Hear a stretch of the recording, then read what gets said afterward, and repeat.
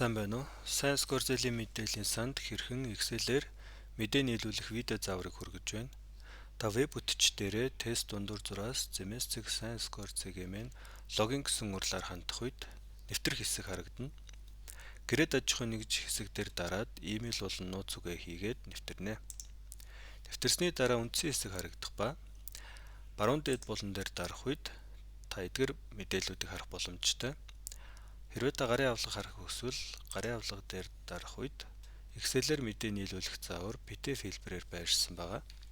Татах товчон дээр дарснаар та гарын авлагыг дэлгэрэнгүй харах ба та энэ гарын авлагыг та сайтар танилцсны дараа мэдээгээ нийлүүлээрэй.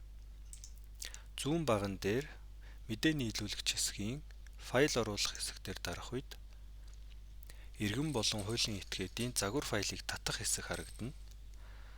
Та иргэн болон хуулийн этгээд дээр дарснаар таны компьютер дээр автоматар татагдах болно.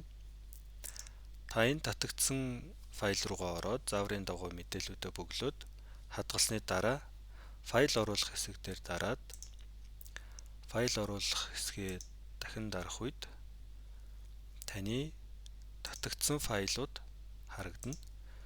Татагдсан файлаа сонгоод үргэлжлүүлэгч товчийг дарснаар та мэдээгээ нийлүүлж гин гэсэн үг.